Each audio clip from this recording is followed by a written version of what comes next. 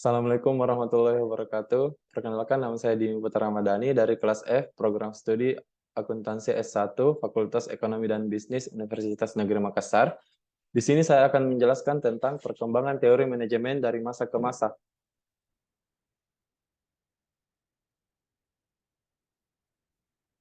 Teori yang pertama itu teori manajemen ilmiah sejak tahun 1870 hingga 1930. Menerangkan secara ilmiah metode terbaik untuk melaksanakan tugas apapun dan untuk menyeleksi, melatih, dan memotivasi pekerja. Tujuannya adalah kebutuhan untuk meningkatkan produktivitas. Nah, teori manajemen ilmiah ini berkembang pada tahun 1870 hingga 1930. Pada kisaran tahun 1900 hingga 1940, muncul teori organisasi klasik. Teori ini memiliki 4 prinsip dasar untuk mencapai sistem pembagian kerja dan wewenang yang optimal.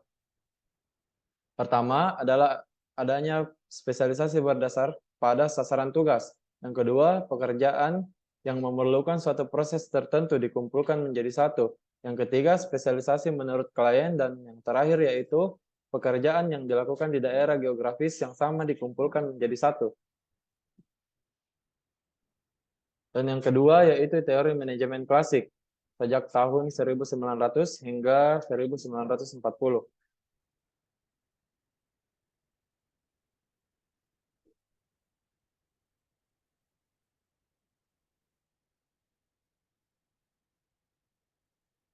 Salah satu tokoh teori organisasi klasik adalah Henry Fayol.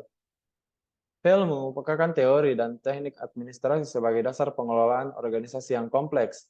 Fayol dan Taylor mengemukakan hal-hal yang sama di mana prinsip-prinsip manajemen tertentu harus dipelajari oleh baik manajer maupun karyawan.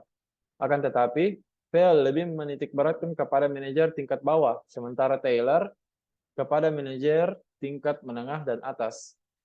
Dalam teori menurut Fayol, manajemen dibagi ke dalam 5 unsur, yaitu yang pertama perencanaan, yang kedua pengorganisasian, yang ketiga pemberian perintah, yang keempat pengordinasian, dan yang terakhir yaitu pengawasan.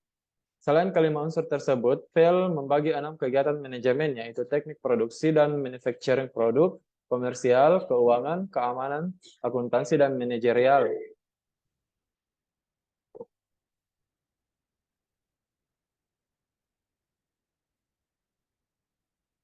Dan teori yang ketiga yaitu hubungan manusiawi atau neoklasik.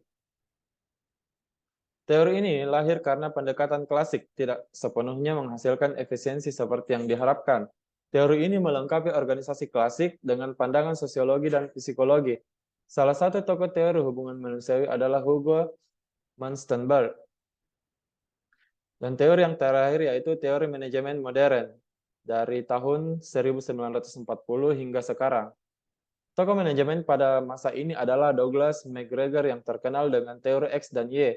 Teori X Y ini merupakan salah satu teori perilaku. Teori X Y ini diungkap McGregor dalam bukunya, yaitu The Human Side Enterprise. Dalam buku ini, diuraikan pada manajer atau pemimpin organisasi memiliki dua jenis pandangan terhadap para pegawai atau karyawan, yaitu teori X atau teori Y. Menurut asumsi teori X dari McGregor ini bahwa orang-orang ini adalah hakikatnya adalah pada dasarnya pegawai tidak menyukai pekerjaan jika mungkin berusaha menghindarinya. Karena pegawai tidak menyukai pekerjaan, maka mereka harus dipaksa, dikendalikan atau diancam dengan hukuman untuk mencapai tujuan-tujuan yang diinginkan. Para pegawai akan mengelakkan tanggung jawab dan mencari pengarahan yang formal sepanjang hal itu terjadi. Kebanyakan pegawai menempatkan rasa aman di atas faktor lain yang berhubungan dengan pekerjaan yang akan memperlihatkan sedikit ambisi. Nah, demikianlah teori perkembangan manajemen dari masa ke masa. Sekian dari saya. Assalamualaikum warahmatullahi wabarakatuh.